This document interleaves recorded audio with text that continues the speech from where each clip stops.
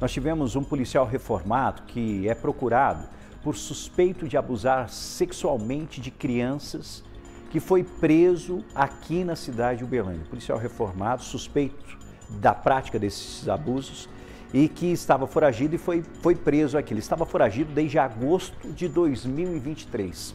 A prisão aconteceu ontem. Segundo informações, ele estava em um apartamento no bairro Jardim Brasília, aqui na nossa cidade.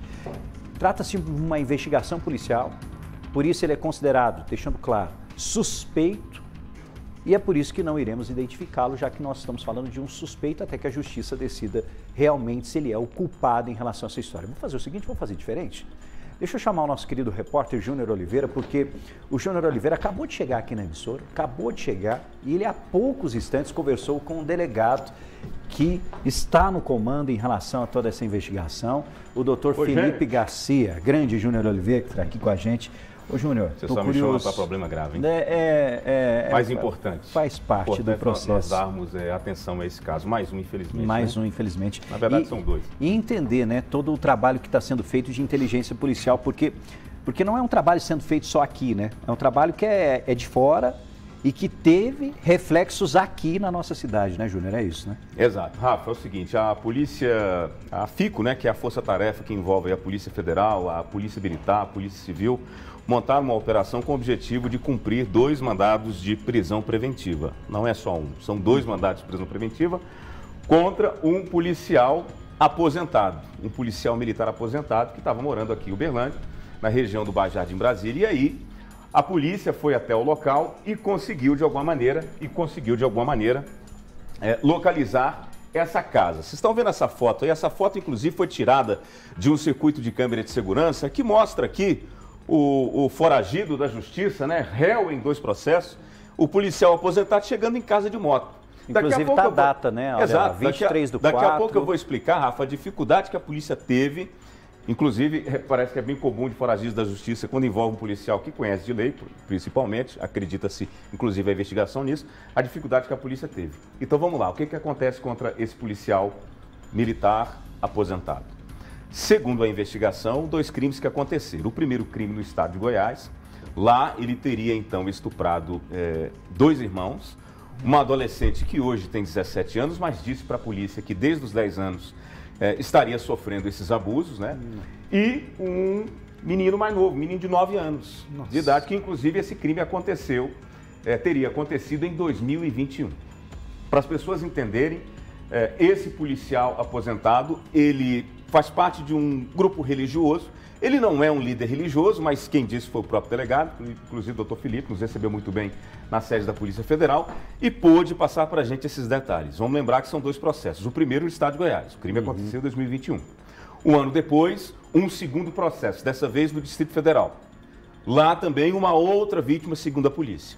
E nesses 2 processos envolve também uma situação de ameaça, que acreditamos, e a Polícia Federal também, que por causa dessa ameaça e também sobre a ausência do réu na instrução processual, a Justiça então concedeu aí a investigação a esses 2 mandados de prisão preventiva. Um saiu em agosto do ano passado, 2023, e o segundo no início desse ano.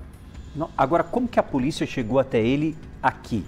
Fazendo exatamente todo esse trabalho. Nós estamos falando de um crime que aconteceu no estado de Goiás, segundo que está sendo apurado, e outro no Distrito Federal. Um crime não, 2, né? No estado de Goiás e outro no Distrito Federal. Mas por que aqui? Por que ele estava aqui na cidade de Uberlândia? Por que ele foi encontrado aqui? Ô Rafa, a gente pode entender, porque segundo o Conselho Nacional de Justiça, nós temos aí por baixo mais de 350 mil foragidos da justiça ou mandados de prisão que estão em aberto. Muitos desses casos são casos complexos e terríveis como esse daí. E a gente sabe, o cara que tem condição financeira, ou até mesmo tem ajuda de alguém, o que ele busca fazer? Ele busca fugir. Então ele sai de um estado, vai para o outro, muda de endereço constantemente. E é mais fácil ainda quem conhece um pouco mais da legislação, sabe certinho como ir, como proceder para se esconder. Falei, pode colocar de novo a foto lá daquele circuito de câmera de segurança? Que mostra a motocicleta. Vocês vão entender a dificuldade, porque as pessoas, Rafa, às vezes ficam perguntando assim, como é, o cara está com mandado de prisão em aberto, como é que a polícia não consegue prender? Né? Nós temos na nossa lei brasileira, na Constituição Federal, fala da inviolabilidade do município, do domicílio da pessoa. Né? Então, olha só, seu asilo, a sua casa é um ambiente inviolável. Inviolável, seu. Aí me vem uma lei recente, que é a lei de abuso de autoridade, que define os horários que a polícia pode, são os requisitos para cumprir esse mandado de prisão. Só então, beneficia quem está fugindo. Beneficia. Então, quer dizer, segundo a investigação, ele escolhia os horários para estar em casa ou para sair, por vezes saía de moto, por vezes saía de carro, recebia talvez, segundo a investigação, auxílio de outras pessoas e isso dificultou muito, até que a polícia consegue ter acesso a essa imagem de câmera de segurança. E aí a polícia conseguiu mapear certinho os horários que possivelmente poderia encontrá-lo nesse endereço, inclusive cumprindo aí um desses requisitos, que é o horário, né? Depois das 5 da manhã até as 9 da noite. Aí a polícia consegue cumprir esse mandado de prisão. Nós estamos falando, Rafa, de um policial aposentado que começou a carreira militar aos 18 anos, fez parte do Exército Brasileiro, saiu do Exército Brasileiro depois de 4, 5 anos, foi para a Polícia Militar, trabalhou aqui em Uberlândia, trabalhou na nossa região e, segundo a polícia, ainda segundo a Polícia Federal, ele fez parte, quando estava findando ali o aposento dele, fez parte da Guarda Nacional. Então nós estamos falando de um policial de carreira, né? Com um grande histórico com um grande militar. Histórico. E você lembrou muito bem e disse aqui, as pessoas devem estar se perguntando por que é que nós não estamos mostrando a foto dele e não estamos o identificando. Primeiro, gente, a nossa edição, a nossa editoria aqui da TV Paranaíba, nós temos essa responsabilidade.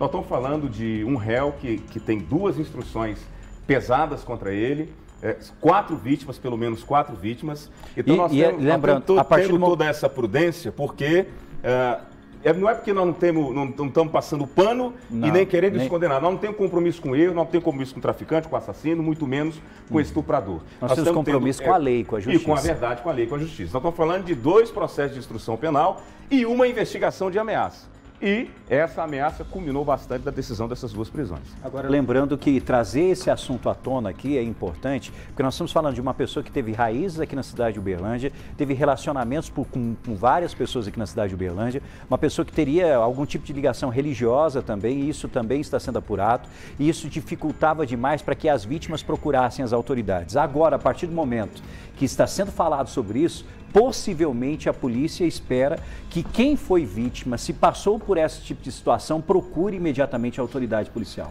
Então, isso é importantíssimo. Inclusive, nós vamos chamar agora uma parte da entrevista do Dr. Felipe, que nos recebeu e Dr. Felipe conseguiu detalhar para a gente.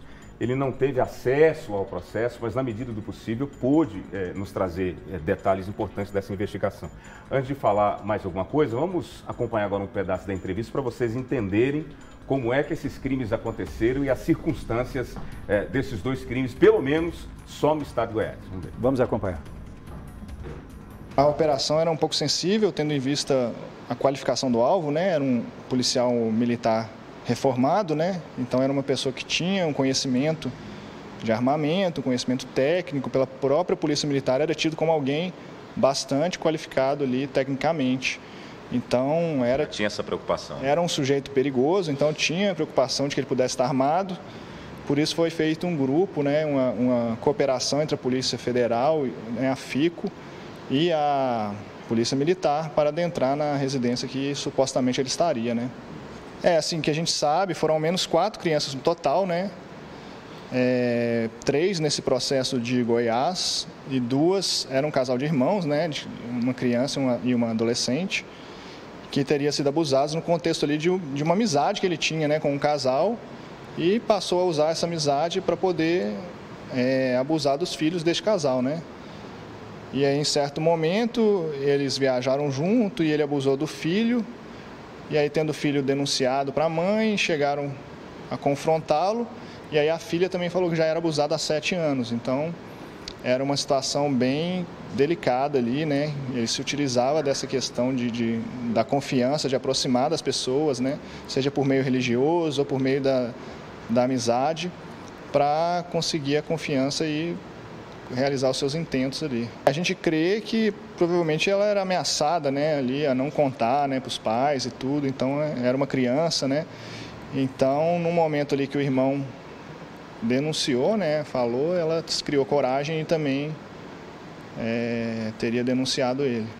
Que absurdo, né? Se aproveitava de uma amizade que ele tinha com o casal, Exato. com os filhos. Ele faz parte, Rafa, de uma igreja aqui da cidade, e o delegado disse o seguinte, olha, ele se aproveitava, né, dessa posição que ele tinha, o respeito das pessoas, estamos falando de um policial aposentado, acima de qualquer suspeito. E vamos lembrar, viu, gente, a Polícia Militar participou dessa operação, tá? Participou, forneceu todas as informações, contribuiu muito para que pudesse chegar até ele. Agora, outro detalhe importante, estou tendo acesso aqui agora, Rafa, a cidade onde esse crime aconteceu. Aqui, ó, no primeiro plano aqui, a gente teve acesso à informação lá do Distrito Federal, a cidade de Brasilândia, no Distrito Federal. O processo que rola contra ele lá, inclusive crime de ameaça também, possivelmente as vítimas ou familiares das vítimas, o que pode pesar, ou o que pesou para sair esses 2 mandados de prisão. O crime do estado de Goiás, como a gente está contando, aconteceu em Caldas Novas. Nossa. Como é que acontecia? Formavam-se grupos de viagem, com esses familiares, aí eles iam para esses ambientes e lá... Caldas Novas é uma cidade totalmente turística. E aí eles... A adolescente de 17 anos contou para a polícia, eu sofro esse tipo de situação com ele há mais de 7 anos. Ela contou. Agora, a gente está numa fase de instrução penal, de audiências, fase de investigação também, porque abre-se um campo para nova investigação. E falando no campo de nova investigação, a polícia não descarta a possibilidade, talvez, de terem outras vítimas aqui em Uberlândia ou na região. Inclusive, o delegado vai detalhar para a gente, porque durante o cumprimento desses mandados de prisão, a polícia conseguiu também apreender um celular. Vamos ver o que o delegado tem a contar sobre isso. Ixi. 2 processos. O do Distrito Federal também foi uma criança, ao que parece, mas não sabemos detalhes mais profundos do caso. Então ele está aí com 2 mandados de prisão preventiva, agora cumpridos, né? E vai continuar respondendo os processos. Foi encaminhado para o batalhão da Polícia Militar em Patrocínio, tendo visto que ele é reformado da PM, ele não vai para um presídio comum. Tem um processo administrativo de cassação dele, né? De demissão dele, mas eu creio que ainda não foi concluído, né? E aí, quando for concluído, ou tiver a sentença em condenatória aí, né, uma sentença judicial, provavelmente ele vai ser encaminhado para o presídio. Aos 18 anos ele entrou no Exército, ficou no Exército por 5 anos, depois entrou na Polícia Militar de Minas Gerais, permaneceu por longo período na Polícia Militar, atuou em diversos setores da Polícia Militar e nos últimos anos da carreira ele teria atuado na Força Nacional. Foi onde ele completou o tempo e foi reformado, passando para a ativa. A gente verificou por meio de redes sociais, né, por meio de levantamentos que foram feitos, de que ele era um cara muito religioso, né? Ele frequentava a igreja, ele tinha uma vida ativa religiosa muito, muito ativa, né? Então, assim, a gente crê que ele usava disso para se aproximar das pessoas, se aproximar das famílias, para poder cometer os seus crimes, né? Ele teve seu celular recolhido. Nós vamos avaliar a possibilidade de representar o juiz para acesso aos conteúdos, os dados do celular dele, para eventualmente instaurar uma outra investigação aqui em Uberlândia, porque as investigações são em outros estados, né? Ou seja, o trabalho só está começando agora. Só começando. E deixando muito claro, para você que está assistindo, para você que está acompanhando, para você que foi vítima, este é o momento para que você possa procurar as autoridades para denunciar e deixar esse processo muito maior e entender que não importa se é um policial, se é um líder religioso ou não, se ele cometeu um crime, a denúncia tem que acontecer e ele tem que pagar. Vou falar porque você sabe que nós jornalismo é um jornalismo sério, a gente não esconde nada. Apesar de a gente não estar podendo mostrar aqui a foto, questão editorial, prudência também, que a gente sempre tem e a gente age com muita responsabilidade, estamos falando de um cara perigoso. Quem falou foi o delegado. Falou um cara perigoso.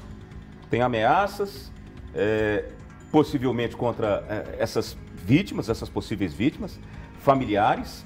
2 armas foram apreendidas. O policial, tá, mas a polícia tem que ter prudência, porque a orientação que veio lá de cima, do Distrito Federal e também do Estado de Goiás, foi cuidado. Na hora de fazer essa prisão. É um cara perigoso. Então a investigação está dizendo, o delegado que disse. Então a gente vai esperar o desfecho dessa história. A investigação continua lá nos outros estados e também aqui no estado de Minas Gerais, como delegado, eu fiz questão de perguntá-lo. Vocês apreenderam o celular. E ele me explicou, vamos entender, a apreensão do celular não quer dizer que eles podem ter acesso ou quebrar o sigilo, né? Então, já tem um novo pedido à Justiça para que a polícia possa ter acesso a esses dados, talvez fotos, conversas, endereço eletrônico. Então, não descarta qualquer possibilidade.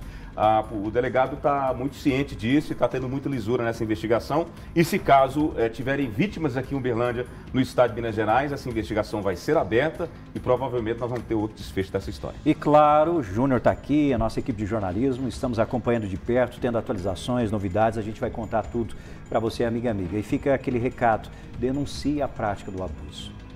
Denuncie. Quando se trata de um menor de idade, por mais difícil que seja, e ameaças que são feitas, até mesmo ameaças aos familiares desses menores. Exato. Principalmente. Não tenha medo de denunciar. Procure o responsável, a pessoa que está junto com você, o seu familiar de sua confiança, e explique o que está acontecendo. Por mais difícil que seja. Mas é importante que a Justiça faça a sua parte e nós estamos vendo o exemplo disso. E a gente tem muito foragido da Justiça, Rafa, nesses mesmos moldes. É quando o investigado, o réu, ele percebe que a prisão está chegando e aí ele vai tentando, ele ameaça a vítima, ele coloca a investigação, porque a prisão muda de estado, e se é pela viabilidade da instrução criminal, o juiz vai conceder a prisão preventiva, a Justiça vai correr atrás, os policiais vão correr atrás, porque é importante manter essa pessoa presa, porque a Justiça já entendeu que tem elemento suficiente para mantê-lo preso. Se for o caso, a lei fala que de 90 em 90 dias pode ser reavaliar a necessidade de manter a prisão, mas isso vai ser uma questão lá para frente da Justiça. Se o juiz entender que vai ser o caso de liberar para responder em liberdade, que libere, mas nessa circunstância aqui, que tem ameaça, tem situação de ameaça, e também a falta de presença do réu na instrução do processo, isso pesa muito contra ele, e o nosso jornalista está sempre à frente e avisando o povo do que está acontecendo. Grande Júnior Oliveira. Você está romântico hoje, hein, bom ter você aqui. Eu estou romântico hoje. Você quer mandar um abraço para alguém, aproveitando? Vou aproveitar e mandar um abraço para minha querida esposa Priscila. Igual eu falei de manhã, hoje tem. Tá todo mundo achando que vai ter. Vai sonhando aí. Um abraço, bom programa. Valeu, grande Júnior. Priscila, beijo, meu anjo. Beijo.